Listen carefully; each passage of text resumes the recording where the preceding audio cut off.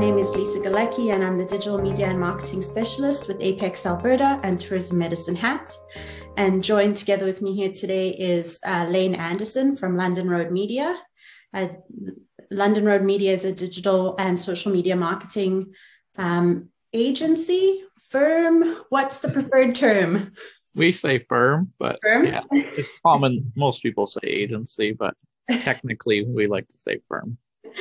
And so I'll turn this over to you, Lane, for introduction, I guess. Sure. Yeah. So we're next Monday is our 5th birthday with London Road Media. So we've been around that long now, and definitely we're a company that started out as content marketing, especially heavily into social media and blog production and video production and that kind of media production type of stuff. But have really evolved into that full service marketing firm where we partner with small and medium businesses across the country and just become that like an external marketing department to do everything that they need. And so not just the execution of services, but also that sort of executive level advising and sort of taking ownership of their marketing and leading and guiding and figuring out what we need to do best with the budget that they have. So that advising and overseeing and all of that in addition to the execution of the services. So that full service out of house marketing department, partnering with Canadian SMBs, that's who we are. So next week being our 5th birthday, we are doing a name change to London Road Marketing just because London Road Media is not very reflective of where we are now. So we've got all this rebrand stuff coming out. So we will be London Road Marketing. And yeah, firm being, we're a group of specialists that can provide a bunch of different services where technically an agency is each person is almost their own business within an agency, kind of like real estate, like each agent is their own business. So even though lots of people say marketing agency, I think that we like firm. Perfect. And so I think that segues well into where now this is technically episode 12 of our 12-part series of Facebook Fundamentals with you. And I think that it was very timely. Part of the reason we decided to do this was, of course, because of COVID and everyone's move completely into the digital space and the amplification we've seen there. And so it seemed timely to have this course again. And it was needed, I think, for a lot of specifically small businesses who are either starting or had to make dramatic changes and move into the digital space. And so that's what brought us here. So going right back to the beginning to how, now, and wow, and, some of those thoughts around creating content all the way through to Facebook advertising and then ending off with social selling. I think it would be great to do a bit of a recap. And then to those who are in attendance here with us this morning, if you have any questions, please feel free to put them in the chat. We'd love to hear from you. That would be wonderful. So, one of the first questions or sort of thoughts I have as you were speaking about the switch from media to marketing and that word content creation or content creators and all of that really goes into they're also connected. They're definitely discrete in a sense, but there's marketing, there's media, and then there's the making of the content. And I feel like in a way, our series has sort of taken us through those three pieces. And so maybe we'll start at the beginning and talk a little bit about content and going back to that how, now, and wow. And what are some of the things that you're seeing small businesses do that's sort of catching your attention and you think is working well? Yeah. It seems like right now, and I think we did mention this kind of in the first couple episodes where it was based on that first seminar, where we talked about how small to medium businesses are really showing that they are local small businesses and the people behind them, and they're in the community, and it's not quite that plea for like, please help us, but there is that, we are part of this community, we support others, you support us. And so I actually see a lot of small businesses, even when they're the ones who might be in a position of struggling right now, that they're actually being very selfless and supporting others.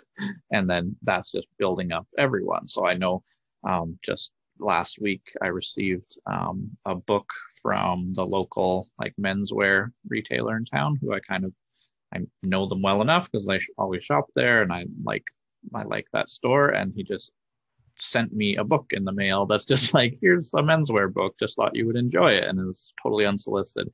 Now, I don't think that they're struggling, but I'm sure that their sales are not what they were a year ago, and the retail traffic is going to be down. But he had bought the book at the local bookstore across the street from him. He bought the card at the local gift shop that's across the street. He's like just doing everything he can to show that he's supporting local. Please support us too. And so I think I've seen a lot of that where small businesses are supporting other small businesses and just all sort of rallying together. And that's been great in terms of content, is that it's all about this community building. And you've got built-in supporters when you do that. Yeah, no, there's definitely that sense of place, like you say, community, and pride of place, I think, to being not. Yes, there's a lot of hardship, and it's been very particularly difficult on small businesses, but they haven't really allowed that to stop them. They seem to, the word, I guess, that's always getting used is resilience, but I think that they've certainly done that. And then it seems, and I think it makes sense to talk about it in terms of content creation, but there's this great opportunity, and I think many businesses are capitalizing on it, to tell their story. And part of that story is that it's made here or it's local, and what that means and what that looks like for them. And so if I could ask you to talk a little bit about storytelling in relation to content. Sure, I'd love to. I think storytelling is such a powerful way to use social media.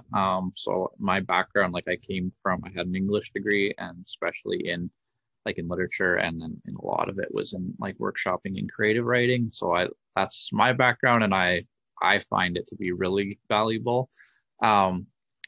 Storytelling means that there has to be a narrative to it. It's not just here's a snapshot of a behind the scenes photo, or there's actually some story. And we see that especially effective in places like LinkedIn, where people talk about their origin story, or a moment of transformation, the career, or there's always these big stories that people reveal, and those posts go viral. And people just love reading a story. But we see that a lot. And stories have a way of connecting a message with the audience in a way that just telling that message directly doesn't have that impact. So if we think of back to Aesop's fables as some of the oldest stories out there, and we think of the boy who cried wolf or something, you hear the story and everyone knows the story, and then because the story is memorable, you remember what the point of the story is and the lesson is, which is don't lie too much, or people are not going to believe you when it's actually real. That's the story that you remember because you remember the story. But if Aesop's fable wasn't written and it was just a piece of wisdom or philosophy that was written that just said don't lie too much or people won't believe you when it's real, that's not memorable. You just said the message directly, and people are like, oh, thanks, that's nice, you're right, and then it just disappears from your mind. But when you deliver it through story, it's so much more impactful. You remember it, you can recall it, and it just hits deeper. It just gets internalized and can be recalled again later, and it just has a better impact. So that's how, in my mind, that's how story really works well in social media. That's why I loved studying story through my post-secondary experience, because to me, story and literature is basically a study of philosophy, but through stories. That's what literature really is. And you can do the same thing in your marketing. Here's a message, you could just say it directly, here, come here to buy this thing, or you can tell a story, and now people will remember it. And I think I love this, and I know that it's used a few times over now, but that how, now, and wow. And I know I keep coming back to it, but I think for those who are just starting out with their social media, I guess the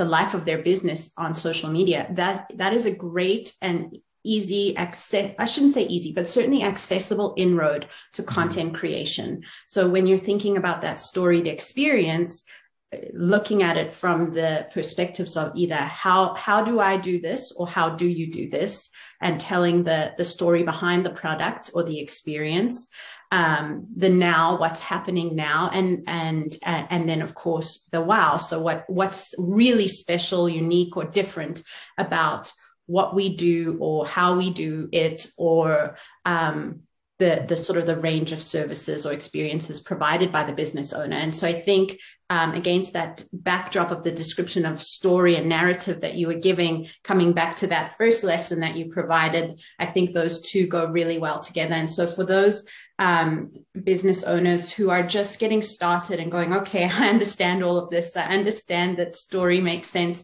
but how do I do it? I think going back to that first episode that you did for us, Lane, that how, now, and wow is a very simple inroad to getting into storytelling. And then my next question for you is, if you were just to give some tips when crafting your story, thinking about that, is it a how, now, or wow?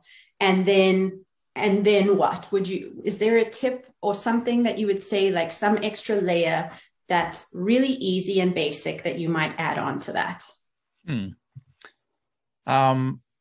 I think, yeah, it depends on which angle you're going with it. Like there's a few things that you would kind of, I guess, apply as another ingredient in that to make it really valuable. One is just that it has, like, if it's quite unique, then it's going to be more special. So if your story is an extremely common one, that's not that interesting to people. Like if it's just like, oh, that's everyone's experience, well, then that's not as interesting. So if it's unique, then you want to make sure that you emphasize the uniqueness of that story. If it's highly relatable, I mean, that's always going to hit really well. We see that again on posts, like I'm just thinking of these LinkedIn ones as examples, but where people would create these posts and it's just this very relatable experience. And there's of course a whole segment of people that's not at all relatable to, but you know, for me, like I'm here, I got 2 kids at home, and so if one of them like wanders into this shot, it's like that's a relatable experience. And if you talk about that in a post, like people who have kids and are working from home are like, oh my God, yes, exactly, that's so me, and that's so relatable. And so that kind of like making it highly relatable will just really hit to that segment of people who are listening to it.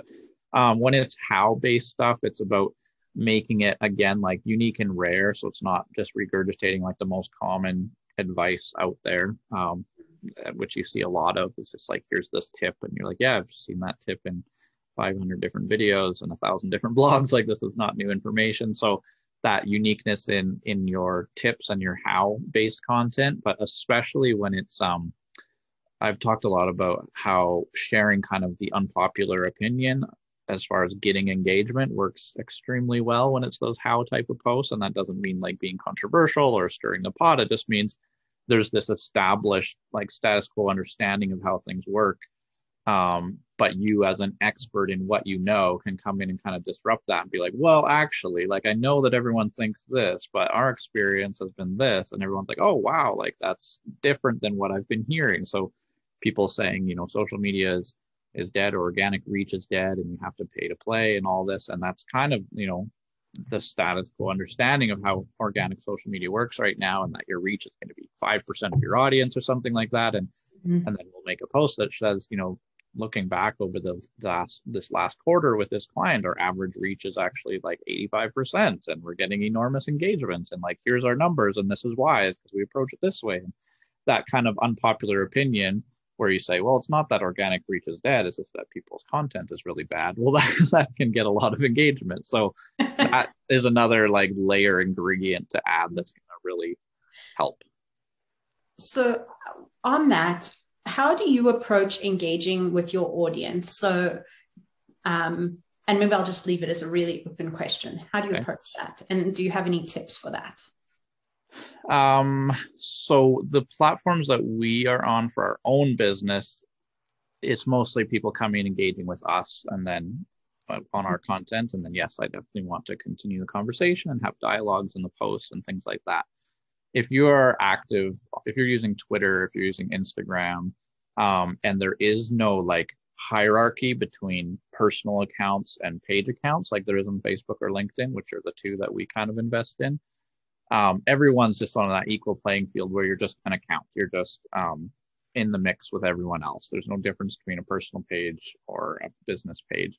And when you're in that situation, like you as the business page actually follows other people and engages with other people. And it's possible, it's technically something you can do with your Facebook page, but just it's not how people use the platform. But on Instagram and Twitter, you do. You're there as a user, as your business, and you're out there engaging with others. So I think that's one thing that we do for our clients that are on those platforms is definitely being proactive about going out and engaging with others, not just posting things and hoping they come to us and engage and then we can have a conversation in the comments, but that we would proactively go out and engage. And especially with new accounts that we're trying to build, we're following people that are very relevant to us, not just mass following and then unfollowing to try and get followers, but actually going out and following people who are local, who are influential, who are people who we want to see in our feed, and then liking their stuff, leaving actual thoughtful comments, not just like, love this post, have a great day, like actually engaging in a meaningful way. And sometimes it leads to nothing. Lots of times it leads to nothing. They just will get a notification, see your name, and that's as far as it goes. But at least there's like that touch point and a little bit of awareness. But sometimes it leads to the conversation. It leads to them replying in a comment and a dialogue happening, or it is just keeping that top of mind. And there's a number of businesses in this town that I might follow now because they're just commenting on my things and engaging, and I'm just very hyper aware of them. So the next time I go out to eat, I think of that restaurant because they've been engaging with my content. And so being proactive about engagement and going out as a user, as an audience member, and consuming other people's content is a really important and often missed piece of running social media for business. But like I said, Facebook and LinkedIn is a bit of a different story because pages kind of just post stuff and wait for people to come to them. But Instagram and Twitter are a totally different experience in that regard. Yeah, I think that's a really important point to kind of highlight. And even especially for those who are just starting out and trying to find their feet within the social media space, not just focusing only on creating your own content, but also thinking about how much time you might spend and effort you might put in to being aware of others' content and interacting meaningfully with that and doing that relationship building. So whether that's B2C, business to customer or business to business, those can be really those powerful strategies. And I think that sort of brings us through to the social selling, which is what we talked about, or you talked about last in the course, and some of the pieces to that. And the thing that keeps sticking in my mind is how in a digital space, that social selling piece in many ways comes down to customer service online. And when you can't have that experience in person in a store, and you're particularly just completely online, how you do that social selling piece really is that awareness and acquisition, but also customer service and the taking care of things after the purchase is made as well, and being there. Yes. So usually like marketing and sales are these two very different things, because sales is about, let's get this one person to go all the way from currently not a customer to being a customer, like take one person 100% of the way. And marketing is about talking to a whole group of people and not to take any one of them from 0 to 100%, but like take all of them and nudge them all up 5%. Like that's what marketing does, make it a little bit more likely for this whole group of people to become a customer. So some people who are sitting at 95%, they see this one extra marketing piece and like, yep, that's the thing that makes me sell. But some people are at 10% and it just made them a little more likely, and it's going to take 6 more months of marketing to keep bumping them forward. Like it's kind of that mass nudge versus this like targeted push all the way to being a customer. That's where social media though has bridged these a lot, because now you can have the one-to-one. Like I can interact directly as a business with one consumer and talk to them and have a back and forth. It's not just publishing as the big publisher in a hierarchy and then there's the audience below, as it would be in TV or in radio or in print or billboards or whatever it is, where you just publish it and they consume it, but there's no mechanism for them to like connect back dialogue. to. Yeah. But that's what social media enabled. And so now it's not just, it can also do the mass market and talk to everyone, but it can also do that one-to-one selling. So that's what has changed a lot is that ability to do that. And that's where this tactic of social selling is a little bit more of a sales tactic than it is a marketing tactic. But and even beyond sales, it's the customer service and the operations. And so we see that with Twitter accounts like WestJet, who I think last I checked, it says right in their bio that just says like they are basically the customer support line for people. Like just tweet at them. that's what they're there to do. And so that is a way that it can be used. And that's an interesting strategy in that you might, and this is a conversation I often have with small business owners, and especially more recently where they have moved online and they're going, okay, I have these 3 accounts. I think I need all 3, but how do I use each one? And designating a use for them, but having it be integrated in the whole. And so I think that even, that idea of maybe using Twitter as a customer service line, if it's appropriate. And also there's a lot of work that goes into that and having to be aware of it. So that may not be ideal for everyone, but in some cases could work well.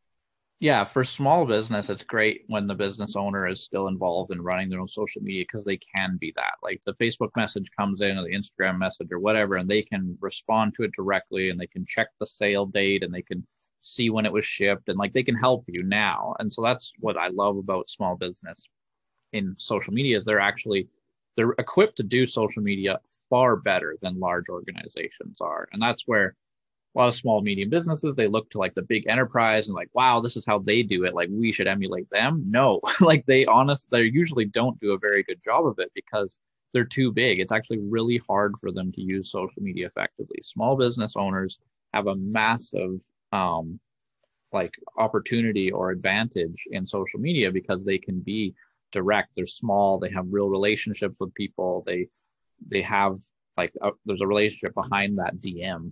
Not just this mass, one of a million customers. So there's actually a huge advantage there. And so that's why we often advise small businesses to run their own social media. We do very little social media management for small businesses anymore because you can just do a better job yourself. You would have to be in there behind the scenes every day to be able to do as good of a job as you can. So I highly advise small businesses to do their own social media. If they need some help with some content creation, maybe you can reach out for help with that. But I really advise small business owners to do their own social media. My experience at running it at an enterprise level, I ran the North American social media accounts for PokerStars for 4 years under London Roads. And that is an example of where we're trying to be a content channel and create things for people, but to the audience, we're a support line. Like they will engage with our content, but when they have a problem, they're tweeting at us or they're sending us Facebook DMs.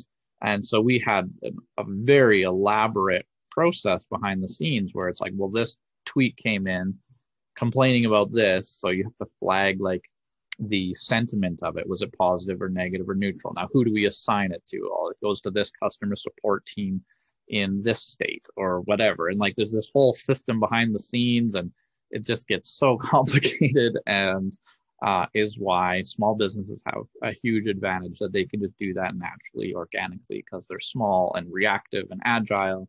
And you can do a far better job than every enterprise brand out there. I think that is such a great point to end this conversation on, because I think that I know a lot of the conversations I have with small businesses, they often feel the exact opposite to what you've just said. And so I really hope that they can hear that message, that really they are in the best position to run their social media and make the decisions about their social media accounts and how they interact, and that because they are in possession of that knowledge, and they're just so uniquely integrated throughout their business entirely. Like it is usually the way it is. So that's a really wonderful, I think, an important point for small businesses to hear, especially those who are starting out and might feel like, oh, I don't necessarily feel equipped for this, and but they are. And so the other thing, I think, just to end, I kind of want to mention just some highlights for me and takeaways that I found personally this course was really helpful.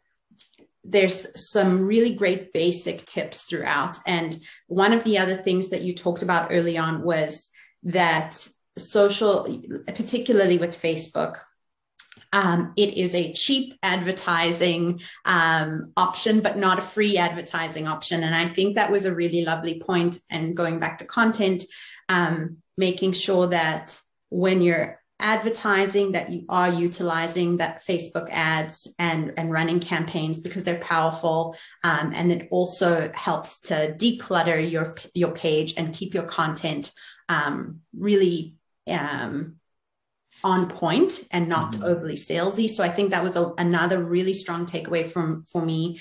And then going through the whole Facebook ads sections, those three pieces in the middle there, I thought this is a really great way that if you've never run a Facebook ad before, you know nothing about it, this is an easy start. You can start here. You can do this. And you said it several times, but it's like testing is the process. So you iterate, you try something, you try it again, and you improve as you go.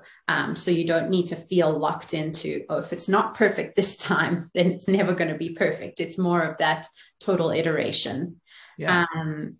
And then, yeah, just coming back to the comment you just made, I think about small businesses and really how uniquely positioned they are to do social media and do it so well. I really hope that's a message that our small businesses can hear. So thank you so much, Lane, as always. It is a great and super quick 30 minutes with you. I can't believe the time is gone. We appreciate you spending your time with us here this morning. I'm going to keep you for one more minute. I don't see any questions coming through, but if anyone does have a question, please put it in the chat in the next minute or so. And so happy 5th anniversary for now London Road Marketing. Yes. That's very you get the first, you heard it here first. It comes out next week. Yeah, our designer is still putting the final touches on new logo and branding stuff. So it'll be right down to the wire before, because I'm our own worst client. My standards are higher than any of our client standards. So my team hates me right now for all the work that I'm like, oh, it's not quite right. That's going to be beautiful though. Well, that's all that counts. Well, we're looking really forward to seeing that, and we'll be looking out for that soon. Thank you for your time, and thank you for being a part of Facebook Fundamentals. You have been just a fantastic resource. So we appreciate it. Thanks, Lisa. Okay. Well, take care. Hey, thank you.